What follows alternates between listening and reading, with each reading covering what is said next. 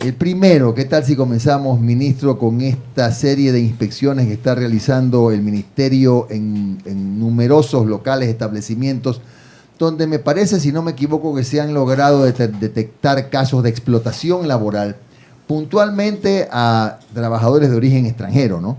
No sé si esa sea la conclusión o cómo les ha ido en estos recorridos. Un gusto, Jimmy, Steven, Rafael y todas las personas que nos acompañan aquí en Teleradio. Un saludo a la audiencia, un gusto siempre estar aquí y agradecer siempre a los medios de comunicación que nos permiten dar a conocer de primera mano las acciones que viene realizando el Gobierno Nacional. En este caso, desde mi cartera de Estado, la principal actividad que nos ocupa el día de hoy es el tema de inspecciones de trabajo. Estas inspecciones de trabajo han sido fuertes.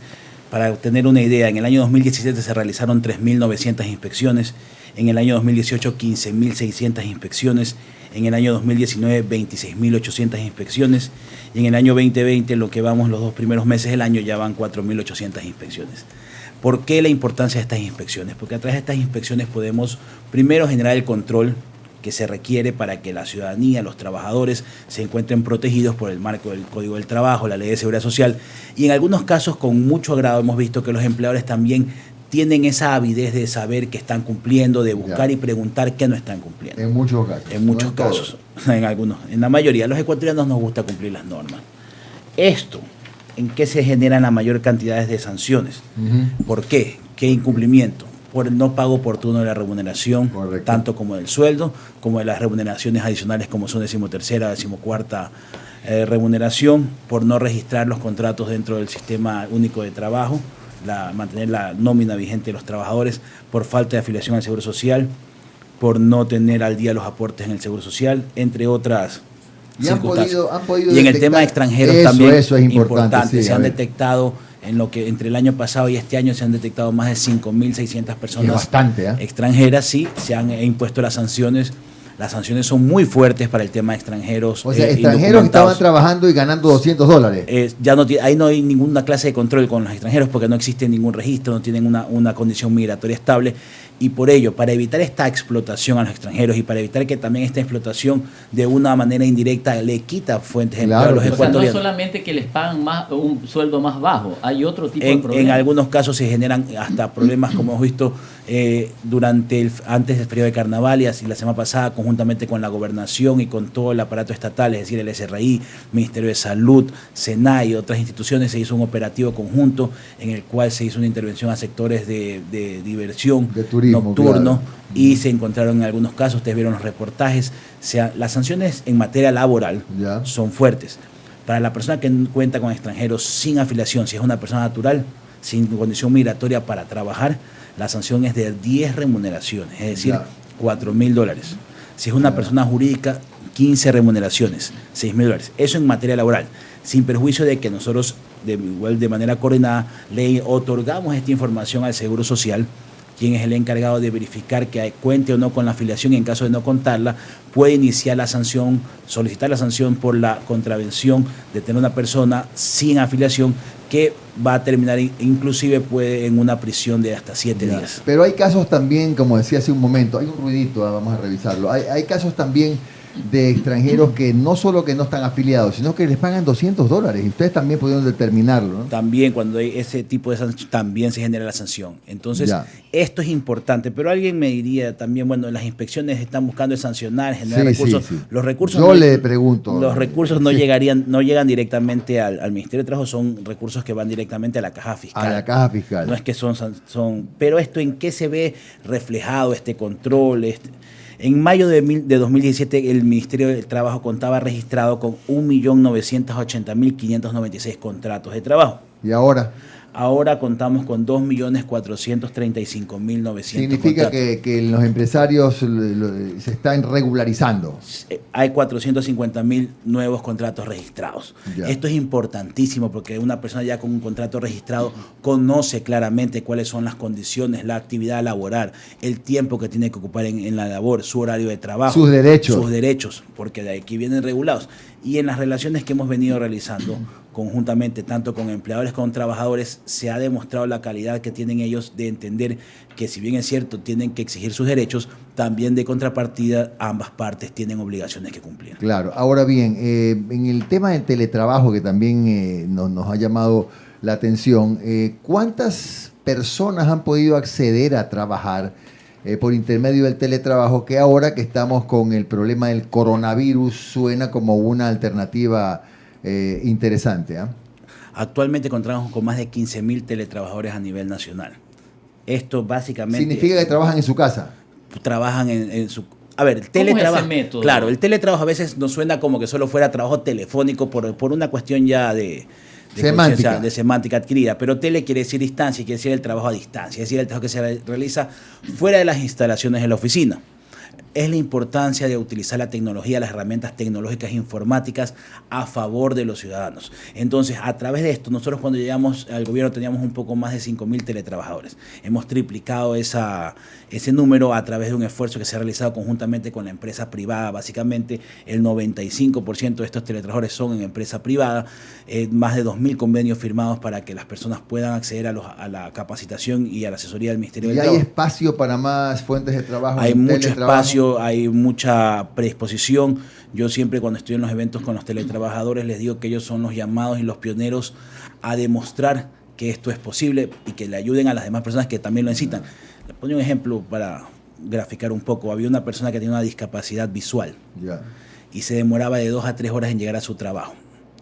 Ya ustedes comprenderán el estrés que le generaba esto, siendo a veces víctima de gente inescrupulosa que le decía, este es el carro que lo lleva, y lo mandaban a otro lado. Claro, de bullying, ¿no? Se caía a veces. Entonces, hoy con este teletrabajo desde su domicilio, desde su casa, con todas las herramientas, él ha podido mejorar en 45% su capacidad. Ahora ¿qué todos los derechos del trabajador implican el teletrabajo? Es decir, el teletrabajo, no es que porque es teletrabajo ya no es obligación que te afilien. No. Una persona que actualmente se encuentra laborando y que conjuntamente con su empleador acuerdan convertir su trabajo en modalidad de teletrabajo, que puede ser permanente o parcial, es decir, podría ser 2 veces a la semana, 3 veces a la semana, hacen ese adendum al contrato, o sea, una adición a su contrato, la suben al Ministerio del Trabajo como registro, nada más, no necesita ninguna autorización, simplemente poner la condición de que está haciendo el teletrabajo, y su teletrabajo cumple con todas las obligaciones que están establecidas en el Ministerio del Trabajo, es decir, 8 horas de trabajo, tienen el tema de conexión, no se lo puede aumentar, si se aumenta se pagará el tiempo de jornada suplementaria, el recargo por jornada suplementaria, es decir, las mismas condiciones. Hoy, con estos temas de afecciones de coronavirus y algunas cuestiones, es importante que se puedan acceder a estos servicios y que, en el caso de que así lo requieran, empleadores y trabajadores acuerden generar a través de este medio el continuar la operatividad de una empresa. Señor ministro, justamente con lo del tema del coronavirus, ¿no? ¿Qué pasa o cómo están los derechos de los trabajadores en el momento de que alguno, tanto sea del sector público o sea también de la parte privada, de las empresas privadas, tengan que pasar a cuarentena? No, el trabajador pasa a cuarentena y obviamente tiene que ausentarse de su trabajo. ¿Qué ocurre allí con el trabajador, ya sea de institución pública o de institución privada? Bueno, aquí, como siempre, dentro de los temas más canetes o más virales, como dijo Rafael, se tienden a generar estas confusiones y caos. El Código del Trabajo ya prevé estos temas, que son enfermedades no profesionales. Las enfermedades no profesionales le corresponde, durante los 3 primeros días, mantener el pago de la remuneración al empleador. Cuando se presente el certificado, por ejemplo, en este caso, si una persona va a pasar a un aislamiento o tiene que estar fuera, durante los 3 primeros días sigue cancelándole su remuneración el empleador, porque es una causa justificada para no acceder al empleo. ¿Y el resto de días? Y el resto de días le corresponde al subsidio de enfermedad, que es planteado por el Seguro Social. Esto es un tema totalmente común, sino que es como que fuera una apendicitis que le dan un tiempo, sino que el tema, como bien ustedes dicen, la novedad del momento, el coronavirus, pero sigue siendo una enfermedad no profesional, una enfermedad común que tiene este tipo de riesgo. Claro, porque pueden llegar a decir, no está enfermo, está en aislamiento. Pero el seguro social o el particular médico, porque el certificado es de preferencia del seguro, pero puede ser otorgado por un particular médico, al otorgarle este certificado, le dice que tiene que mantenerse en aislamiento, en observación, y está una causa justificada para terminar, para no acceder. Van a velar porque eso ocurra. Eso tiene que ocurrir. Ministro Madero, buenos días. En una entrevista anterior, precisamente la anterior, conversábamos sobre el índice de desempleo en el Ecuador y coincidíamos en que la cifra o el porcentaje del desempleo estaba entre el 4 y el 5%. Eso traducido en números, habla de unos 300.000 ecuatorianos sin trabajo. Sin embargo, el otro día presenciamos una escena, por decir algo, dramática en Urdesa, donde se convocaba, se planteaban unas plazas de trabajo, y la cantidad de gente que en la Víctor Emilia que se presentó parecía que nos recordaba la época de la Gran Depresión. Y le digo esto porque daría la impresión que las cifras oficiales no se compadecen o no grafican la realidad nacional. ¿Cómo explicar esto, ministro? Bueno, específicamente a inicios de año siempre se empujan en el mercado laboral más de 160.000 personas por nuestra condición demográfica. Nosotros somos un país que crece demográficamente de manera exponencial comparado con el crecimiento económico, que no ha venido siendo de la misma manera. Pero igual sobre este tema nosotros estamos realizando, los números no se realizan de manera casual o por un tema particular que lo realice el INEC, sino que se realiza con una metodología que es una metodología regional mundial, no es una particularidad. Y en estos números, como le indicaba, el desempleo está en aproximadamente el 4,2%. En esa pretensión que usted nos indica, puede ser que hay gente que incluso tenga empleo o tenga un empleo no pleno y que igual quiera acceder y por eso esté buscando ese tema. El desempleo es la persona que ya no tiene trabajo y no está buscando. Un parado completamente. Parado completamente. Entonces, en ese sentido, nosotros, la principal problemática en el país sigue siendo el empleo no pleno. El empleo no pleno, porque ¿qué? Porque los ecuatorianos de una u otra manera siempre buscamos generar nuestros recursos. ¿Es lo trabajando. mismo que subempleo o el empleo el no subempleo pleno? es el gran conglomerado, y ahí dentro del subempleo, por ejemplo, hay esas este es el sector informal. Exactamente, por ejemplo, hay gente que, por ejemplo, puede estar formalizado inclusive, puede tener un empleo de jornada parcial, laborar 4 horas, estar afiliado al seguro, tener todos los, pero para el tema es considerado un empleo no pleno. No pleno, ya. ¿Por qué? Porque no tiene las 40 horas y la remuneración básica por lo menos. Son consideraciones que se van dando. Y otra cuestión, perdóneme, ministro, y digo, porque yo conozco casos, daría la impresión que el informal es una persona que gana por debajo del básico y no es así. Necesariamente. O sea, hay rangos, porque hay personas que dentro de la informalidad ganan bastante, mucho más que los... Eso es un sobre dato ese tema, que nosotros como Ministerio del Trabajo, que regula las relaciones obrero-patronales, controla más que nada, hemos tenemos proyectos de empleo. Por ejemplo, el proyecto Socioempleo ha colocado desde la gestión del presidente Lenín Moreno hasta lo que va con corte de febrero de 2020, 120.332 personas en el mercado laboral. Tenemos convenios, como les digo, con más de 5.000 empresas en este sentido. Y hay otro dato importante, hemos capacitado casi 80.000 personas. ¿Por qué? Porque es importante que entienda, que conozca la gente, la ciudadanía, que no solamente la red Socioempleo lo que hace es buscar y vincular la oferta laboral y la demanda, sino que también da asesoría tanto al empleador como al trabajador, y al trabajador especialmente en qué, en poder llenar y confeccionar una hoja de vida que sea atractiva para el mercado laboral, saber cuáles son sus capacidades y cómo potenciarlas. Le damos asesoría en cómo presentarse a una entrevista de trabajo, además de la vinculación de las ofertas que cuentan con las empresas.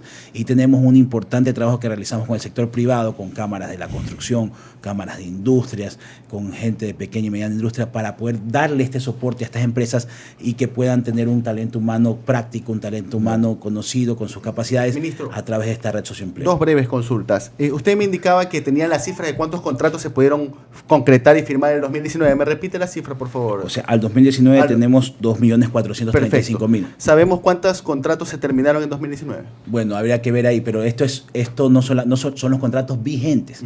No es que solamente se firmaron más de 6 millones de contratos. Ya, ahora, una segunda parte de mi consulta. Según lo que acabo de escuchar, ustedes tienen una diferente metodología de calcular el desempleo que el INEC. No, es la misma. Es la misma. El INEC es el que da la metodología. Sí. Perfecto. Pero entonces resulta preocupante cuando uno ve publicaciones del INEC diciendo que las cifras que manejábamos en enero del 2020 son las peores en 3 años. ¿Cuál es la verdadera situación del desempleo? Si usted se pone a revisar las cifras, porque las cifras están planteadas, si nosotros hacemos la comparación entre la primera encuesta que se genera, son 4 encuestas trimestrales. Sí. La encuesta que terminó en diciembre del 2019 lo que demostró es que durante el año 2019 ya se nota la mejoría en el país. ¿Por qué? Porque entre diciembre de 2018 y marzo de 2019 fue uno de los peores momentos que tuvimos. Entonces hay una depresión en el tema de empleo pleno, que ya se revertió y está en un crecimiento mínimo, porque aumentamos un punto casi, pero sostenido en el tema de empleo pleno. Y cuando el INEC dice que entre diciembre del 2018 y el mismo mes de 2019 se perdieron 115.788 personas perdieron su trabajo formal, ¿a qué no necesariamente es eso, sino que recuerden que son estadísticas que hablan de numeración. También aumenta, son valores conceptuales que no es lo mismo que valores absolutos. ¿Por qué? Porque aumenta también la base en el tema de empleo pleno de los trabajadores, de las personas económicamente activas, porque aumenta la población demográficamente. Entonces, son esos factores que inciden indudablemente en la primera encuesta del año. Estamos, como le digo, trabajando en un esfuerzo conjunto en el tema de empleo. No solamente es el Ministerio del Trabajo, no solamente es un tema puntual de reformas, sino es un tema general. Hemos hecho el tema de la simplificación en materia tributaria, la eliminación de molestos gastos como el anticipo al impuesto a la renta, que especialmente para pequeños, medianos empresarios, microempresarios, emprendedores, les complica el tema. Eso se eliminó a fin de que tengan más liquidez para que sus negocios sean sustentables y sostenibles en el tiempo, para darle esa facilidad y esa liquidez que necesita el negocio. Ministro. De igual manera también se han hecho la tema de la ley de emprendimiento, que actualmente también está corriendo el término, para plantear esta modalidad contractual específica en el tema de emprendimiento, que va a dar una respuesta ya al tema de emprendedores. Finalmente, ministro, ¿el coronavirus en qué medida va a afectar las fuentes de empleo en el Ecuador? Bueno, para los vendedores de alcohol yo creo que va a ser un aumento de las fuentes de alcohol, de trabajo. Pero el coronavirus, como toda enfermedad, tenemos que manejarla nosotros con la cautela, la precaución, la prevención que se ha realizado a través del Ministerio de Salud y del Gobierno Nacional. Yo entiendo que ha sido importantísima. Estuvimos viendo todo el impacto. Ya se está pidiendo inclusive que lo que ha realizado en el Ecuador se replique en otras situaciones geográficas. Nos han pedido también ese tema. Entonces, primero, que la ciudadanía tenga la tranquilidad, porque eso es importantísimo para cualquier tema de creación o de productividad. Tener tranquilidad, una estabilidad en ese sentido nos va a permitir que no haya afectaciones. Esperemos que no se vea esto afectado directamente. En otros países hemos visto que directamente, por ahora, no hay ninguna afectación, se han tomado los correctivos necesarios. Esperemos que aquí también en el Ecuador sea lo mismo. Solamente decir que el Ministerio de Trabajo, de acuerdo a mi modesta opinión, no es responsable, por ejemplo, de una recesión económica o de una depresión económica. Lo que sí creo es que cuando hay recesión, la pérdida de empleos es una consecuencia natural. El tema es qué se hace frente a ese problema, cómo activar la cuestión laboral. Pero insisto, en lo poco que conozco, cuando hay recesión hay pérdida de empleo. Cuando hay alguna recesión económica, indefectiblemente va a venir el tema. Pero esperemos que este tema de coronavirus no llegue a esos niveles. Esperemos, yo estoy confiado que las autoridades sanitarias están haciendo su trabajo, sus funciones con la debida responsabilidad, y vamos a salir adelante de este tema. 8:44, Andrés Madero, ministro de Trabajo, ha estado con nosotros en Teleradio, Radio y Televisión. Le agradecemos mucho, ministro.